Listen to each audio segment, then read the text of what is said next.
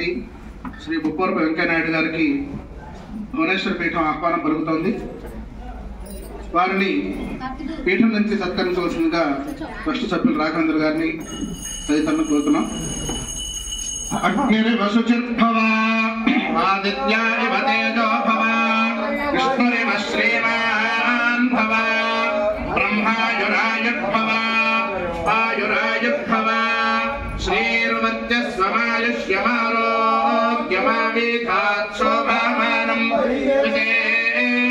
ధాన్యం ధనం వశం బహుపుత్రలాభం శతసం వత్సరం దీర్ఘమాయు ఆచార్యాయ ప్రళయలాగినే నమో వయం మయే శ్రవణాయ కుర్మహే సహతే కామాయ మధ్యం కామేశ్వరో వై శ్రవణో దదాతు వేరాయ వై శ్రవణ మహారాజాయ నమః. విజయవాడ బ్రాహ్మణ సంఘం ప్రతినిధులు కొప్పవరపు బలరామకృష్ణమూర్తి గారు స్వామివారికి వస్త్ర సమర్పణ చేస్తున్నారు. అలానే మాజీ ఉపరాష్ట్రపతి శ్రీ ముప్పవరపు వెంకయ్యనాయుడు గారికి కూడా శాలువాని సమర్పిస్తూ బహుకరిస్తున్నారు.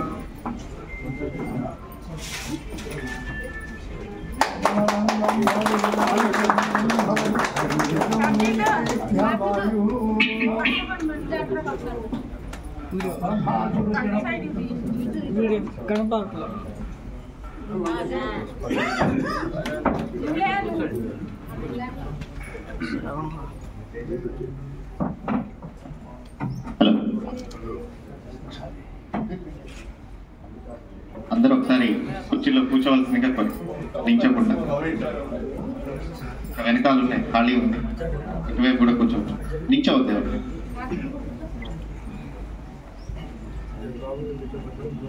ఈరోజు చాలా ఆనందకరమైన రోజు. వాతావరణం చాలా ఆహ్లాదకరంగా ఉంది.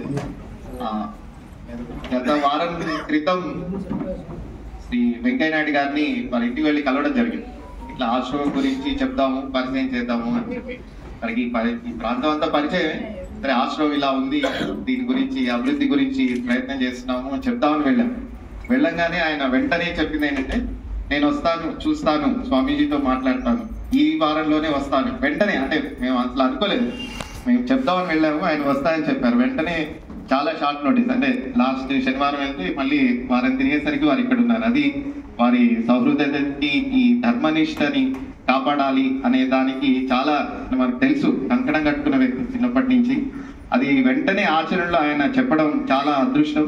అందరూ చాలా తక్కువ సమయంలో కొంతమందికి చెప్పగలిగాము, కొంతమంది రాగలిగారు. చాలా షార్ట్ నోటీస్ లో ఈ కార్యక్రమం ఏర్పాటు చేయడం క్లుప్తంగా. అయితే ఇక్కడ రావడం అనేది ఈ సందర్భం చాలా మంచి పరిణామం. సో భవిష్యత్తులో ఆశ్రమంలో జరగబోయే అభివృద్ధికి ఇది నాంది పలకాలని ఆశిస్తూ గౌరవనీయులు పూర్వ ఉపరాష్ట్రపతి ముప్పవరపు వెంకయ్యనాయుడు గారికి ఆశ్రమం తరఫున సాదర స్వాగతం తెలుపుతాను. ధన్యవాదాలు.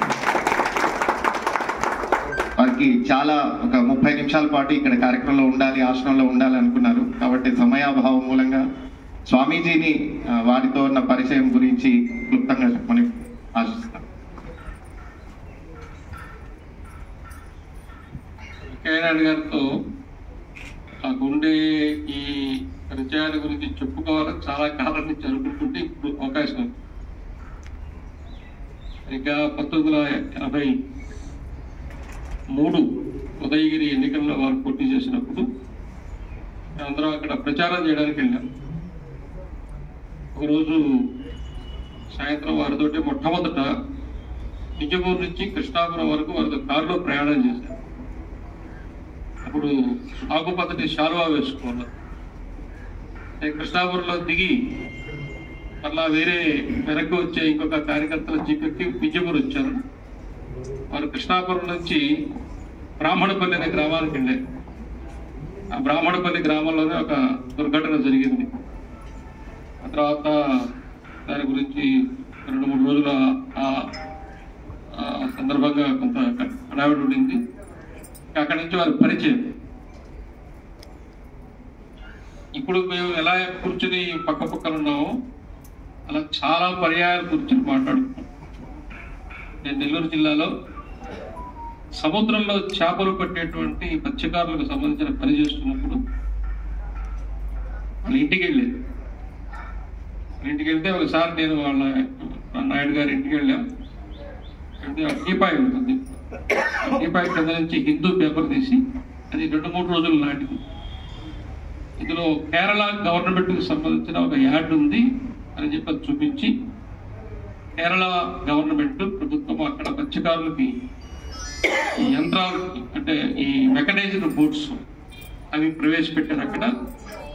కాబట్టి అటువంటివి మన ఆంధ్రప్రదేశ్లో కూడా ప్రవేశపెడితే బాగుంటుంది.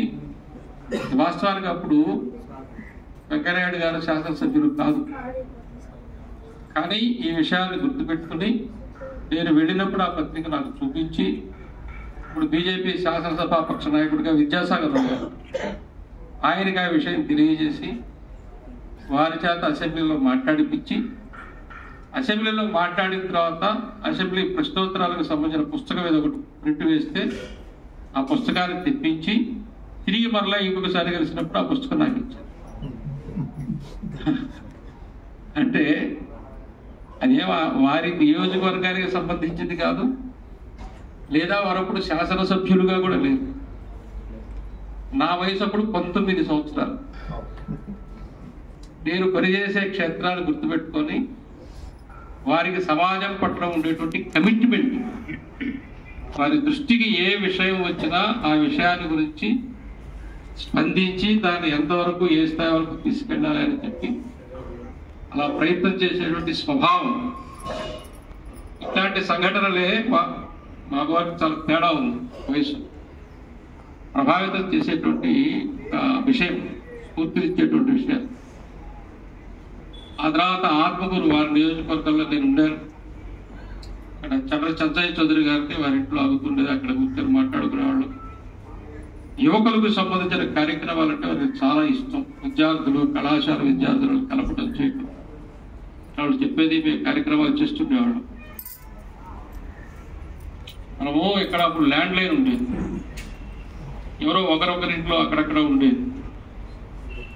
వయసు స్థాయిలో అవేమి పట్టించుకోకుండా ఎవరు ఫోన్ చేసినా అది అంతే తీవ్రతతోటి లేకపోతే విశేషంగా పట్టించుకుని స్పందించి దాని కూలంకషంగా మూలం దాకా వెళ్ళి ఆ సమస్యను పరిష్కరించేటువంటి స్వభావం వారి సొంతం.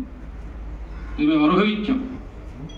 కాబట్టి అట్లాంటి వెంకయ్యనాయుడు గారు అనేక సందర్భాల్లో అనేక సమస్యల్లో ఉన్నప్పుడు వాటి నుంచి బయటపడవేయటానికి వారు మాకు సహకరించినటువంటి విధానం అంటే ఆ రకంగా వారితోటి, ముఖ్యంగా ఎన్డీఏ ప్రభుత్వం వచ్చిన తర్వాత వాజ్పేయి గారు ప్రధానమంత్రిగా ఉన్నప్పుడు వారు గ్రామీణ శాఖ మంత్రివర్యులుగా ఉన్నారు, తర్వాత అధ్యక్షులుగా ఉన్నారు.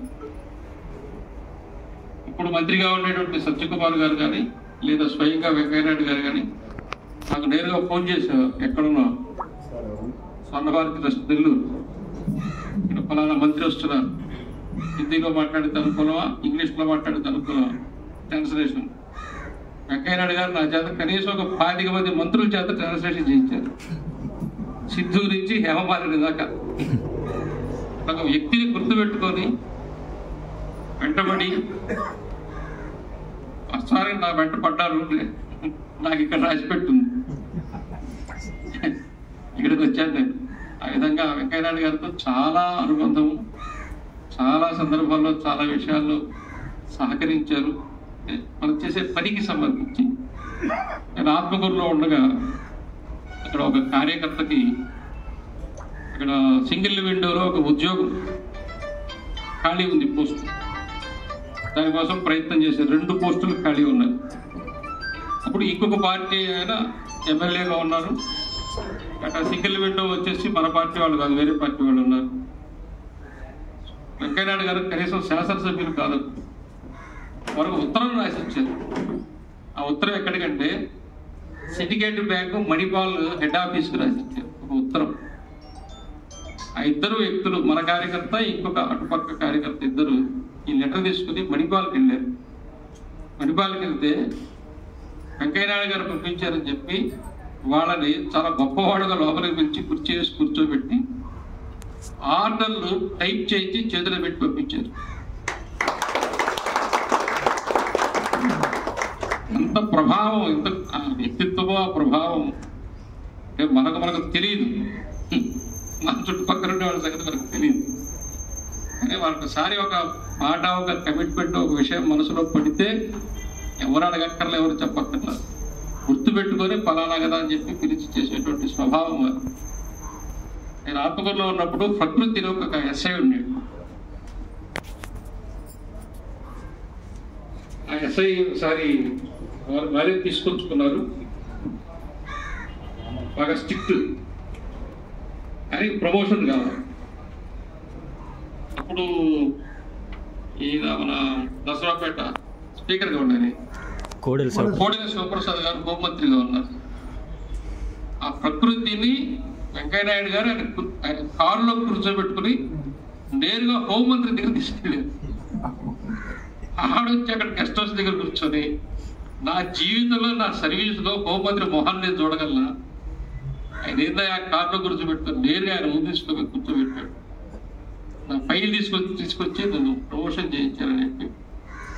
ఆ విధంగా ఒకసారి కనుక మనసులో పడితే చిన్న స్థాయి అయినా పెద్ద స్థాయి అయినా, పెద్ద పెద్ద పథకాలు దేశంలో, ఇప్పుడు వెంకయ్యనాయుడు గారి పార్లమెంటు ఉపన్యాసాలు కనుక తీస్తే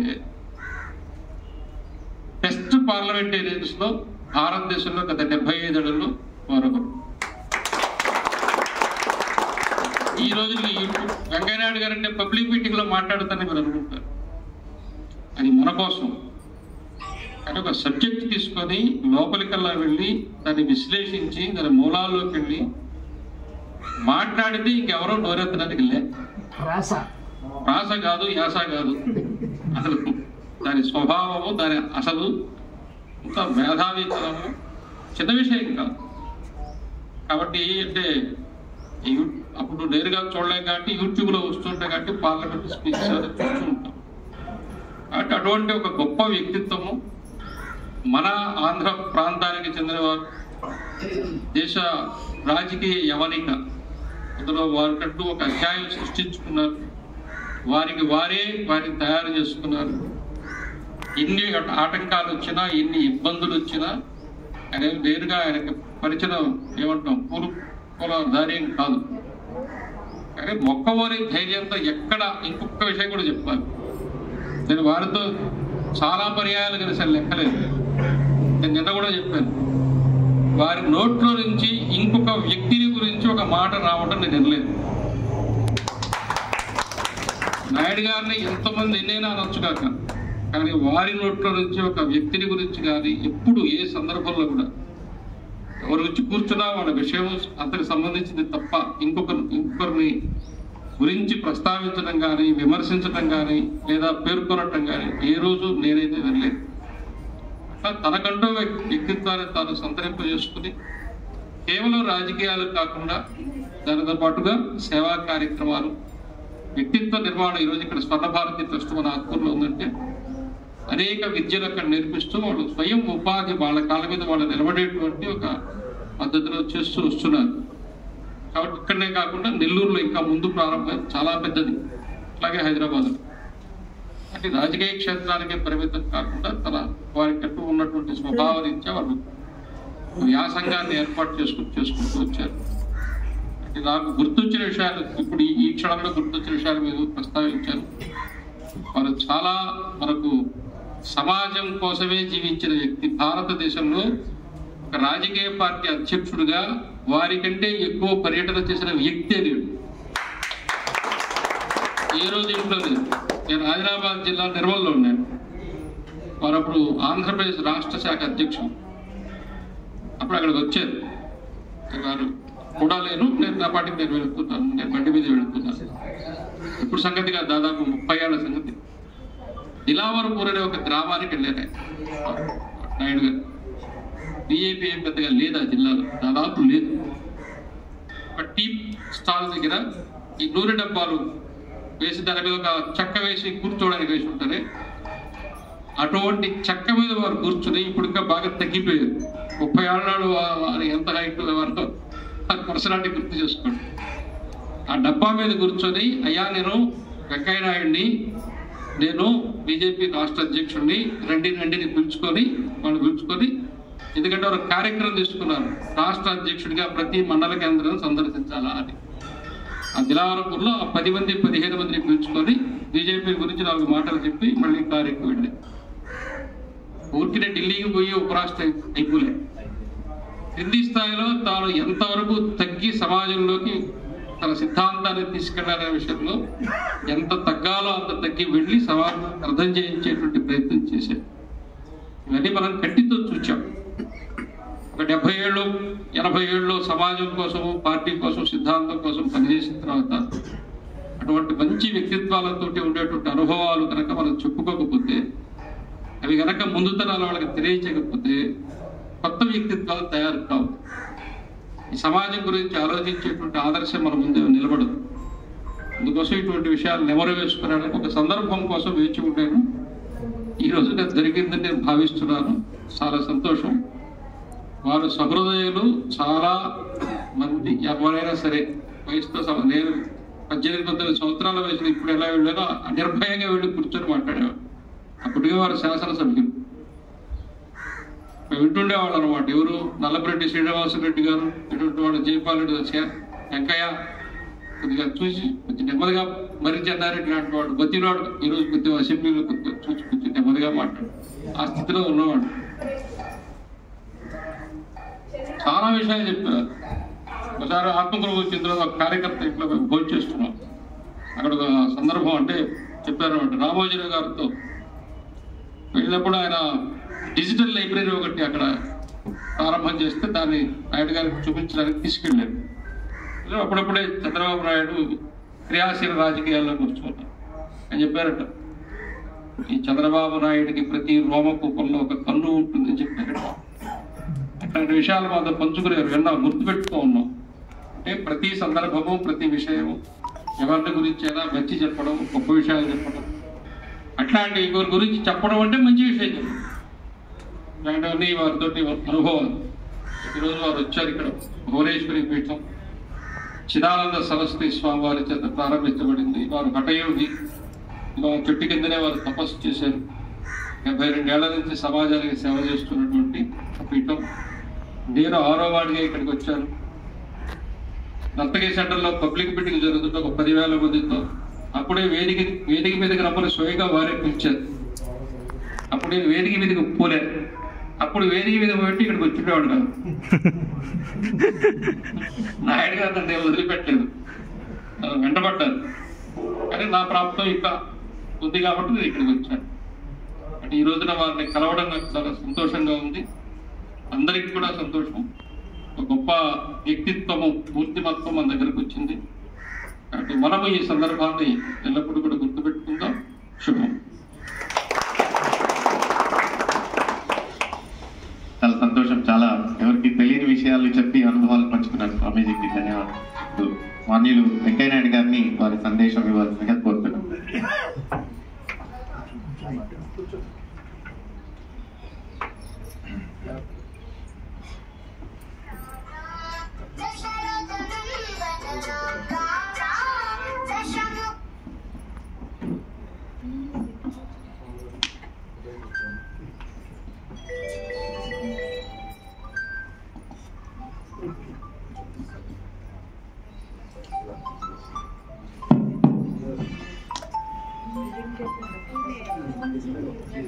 అందరూ సెల్ ఫోన్లు ఆపేయండి.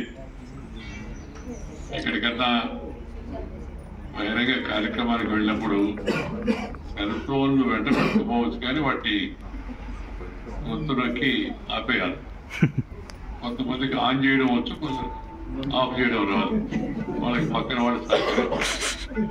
ఈరోజు శ్రీ కమలానంద భారతి స్వామి వారు నివాసం ఉన్నటువంటి ఆశ్రమానికి వచ్చి మిమ్మల్ని అందరినీ కలిసేటికి అవకాశం లభించింది. చాలా సంతోషం. వారు ఇందాక చెప్పినట్టుగా శ్రీ కమలానంద భారతి గారు వారి సన్యాసం స్వీకరించక ముందు చిన్నప్పటి నుంచి క్రియాశీలక సేవా కార్యక్రమాల్లో, ధార్మిక ధర్మ పరిరక్షణ కార్యక్రమాల్లో వారు ఉన్నప్పటి నుంచి నాకు పరిచయం. అలాంటి వారు ఇవాళ ఈ ఆశ్రమంలో దీక్ష స్వీకరించి ఇక్కడ ఉండి చుట్టుపక్కల వాళ్ళందరికీ ఆధ్యాత్మిక మార్గదర్శనం చేయడం అవుతుందో చాలా సంతోషం. నాకు ఈ విషయం సూచాయిగా తెలుసు, కానీ మొన్న మన మిత్రులు వచ్చి ఒకసారి మీరు అక్కడికి వస్తే బాగుంటుందంటే తప్పనిసరిగా వస్తాను. ఈ పర్యాయం వస్తానా లేకపోతే వచ్చే పర్యాయం వస్తానా మొత్తం మీద గుర్తుపెట్టుకొని నేను నా విజయవాడ పర్యటన కార్యక్రమం సందర్భంగా ఒకసారి వచ్చి ఈ కమలానంద భారతి గారిని దర్శించుకొని వస్తాం, ఆశ్రమాన్ని కూడా చూస్తానని చెప్పారు.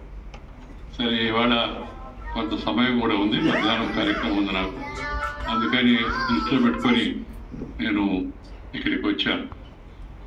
అలాగే మిత్రులు, స్థానిక శాసనసభ్యులు శ్రీ అలగడ్డ వెంకట్రావు గారికి ఆ మధ్యలో చెప్పాను, నేను గణపురం వస్తే ఈసారి ఆశ్రమానికి వెళ్తాను సార్, మీరు చెప్పండి నేను కూడా వస్తాను తప్పనిసరిగా ఆశ్రమానికి అన్నాడే.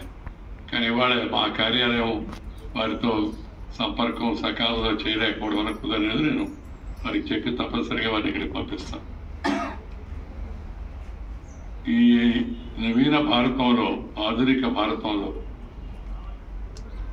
పాశ్చాత్య అనుకరణ అలాగే ధార్మిక భావాన్ని తప్పి మనం కేవలం ఈ భోగ లాలస్యము, ఐహికమైన సుఖాలు ఏతున్నాయో ఈ సుఖాలను ఎక్కువగా అలవాటు పడిపోయినట్టు సమాజం ముందుకు వెళుతున్న ఈ తరుణంలో ఇలాంటి పీఠాలు, ఇలాంటి ఆధ్యాత్మిక కేంద్రాలు చాలా అవసరం అని చెప్పి నేను భావిస్తున్నాను.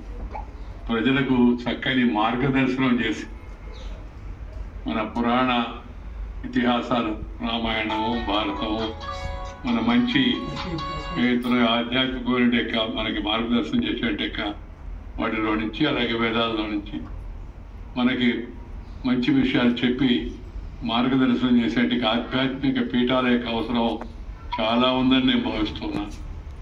అసలు ప్రతి మండలంలో, ఇంకా ఒక మాట చెప్పాలంటే ప్రతి 3-4 గ్రామాలకు కూడా ఒక ఆధ్యాత్మిక కేంద్రం ఏర్పాటు కావాల్సి ఉంది. తమ సొంతాన్ని వదిలి ధర్మం కోసం, సమాజం కోసం, ప్రజల శ్రేయస్సు కోసం జీవితం అంకితం చేసినట్టుగా మహానుభావులు మనం గౌరవించి సత్కరించి వారి మార్గదర్శనంలో ముందుకు వెళ్లాల్సిన అవసరం ఎంతో ఉందని నేను భావిస్తున్నాను. ముఖ్యంగా నేడు దేశంలో ఉన్నట్టు ఈ పరిస్థితుల కారణంగా మన అందరం కూడా ఒక రకమైన చెప్పలేని అశాంతితో బాధపడుతున్నాం. మానసికమైన అశాంతి. ఎప్పుడైతే ధర్మం దారి తప్పుతుందో, మనుషులు నిధి తప్పుతారో, ఈ తాత్కాలిక సుఖాల వైపు ఎక్కువగా ఆకర్షింపబడతారో అప్పుడు మనకి మానసిక అశాంతి వస్తుంది. ఇంగ్లీషులో ఒక మాట ఉంది, peace is prerequisite for progress. If you have tension, you cannot pay attention, and you cannot have retention, and you will be doing only pretension. బయటకు మాత్రం శాంతిగా ఉన్నట్టు కనబడుతుంటావు, కానీ మనసులో అశాంతి లేకపోతే పోతుంటాం. దీనికి దాంతో పాటు ఇవాళ వస్తుంటే ఈ అసాంఘికమైన మీడియా, సాంఘిక మీడియా కాదు, అసాంఘిక మీడియా ఎక్కువ మంది దాన్ని దుర్వినియోగం చేస్తున్నారు.